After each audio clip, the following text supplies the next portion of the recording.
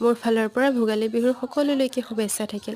আমাৰ ৰাতিপুৱাই মাছ এটা লৈ বেপাৰীটোকে কাটি দিবলৈ দিলোঁ আৰু ইফালে ময়ো ৰেডি হৈ ল'লোঁ।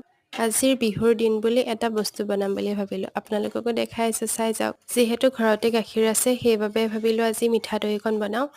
আৰু মই এনেকৈ এতিয়া 1 লিটাৰমান গাখীৰ লৈছোঁ।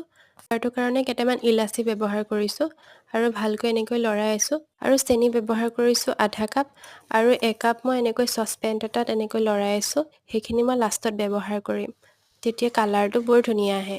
আৰু মই লৈছোঁ 1 কাপমান দৈ। দৈখিনি মই এখন কটন কাপোৰত বান্ধি থৈ দিছিলোঁ যাতে এক্সট্ৰা পানীখিনি গুচি যায়। আৰু দৈখিনি মই ভালকৈ ফেটি ল'লোঁ, লৈ গাখীৰখিনিত মিলাই দিম এতিয়া। আৰু এইখিনি দৈ বনাবলৈ এটা মাটিৰ পাত্ৰ বহুত দৰকাৰী, কাৰণ মাটিৰ পাত্ৰটোত যিখিনি পানী থাকে সেইখিনি শুহি লয়, দৈখিনি বহুত সোনকালে হয় আৰু ভাল হয়। আৰু মই দৈখিনি ধুনীয়াকৈ থৈ দিছোঁ, হয় কাইলৈ বা পৰহিলৈৰ ভিতৰত খাবলৈ পৰা হৈ যাব। আৰু এইফালে মই তেলপিঠা বনাবলৈও ৰেডি কৰি ল'লোঁ। বিহুৰ বতৰ যিহেতু হাজাৰ জা জলপান থাকক, তেলপিঠাটোহে আমাৰ ডিছখন শুৱনি কৰে নহয় জানো। আৰু ইফালে ময়ো তেলপিঠা বনোৱা আৰম্ভ কৰি দিলোঁ। বিহু বতৰ যিহেতু খানাটো ভেলাঘৰত খালেহে ভাল লাগে নহয় জানো। আপোনালোকে কোনে কোনে খাইছে ভেলাঘৰত জনাবচোন দেই।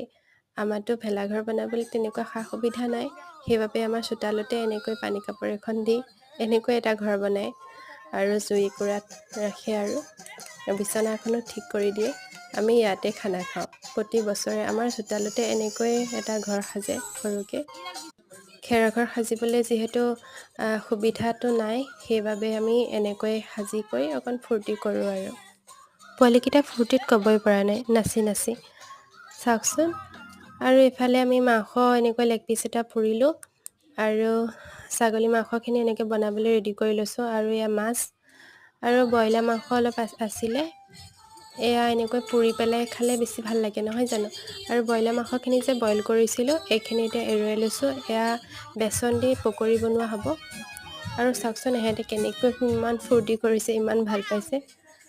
আৰু এইফালে আমাৰ ছাগলী মাংসখিনিও বহাই দিলে আৰু চবেই নিজৰ নিজৰ কামত ব্যস্ত।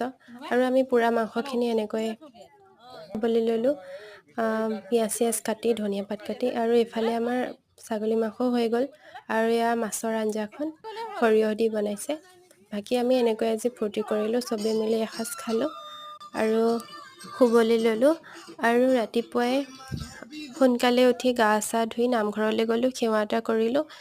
এনেকৈ মেজিৰ ওচৰত সেৱা এটা জনালোঁ আৰু আহি পালোঁ, পাই বৰা চাউল এনেকৈ চুঙাত দিলে।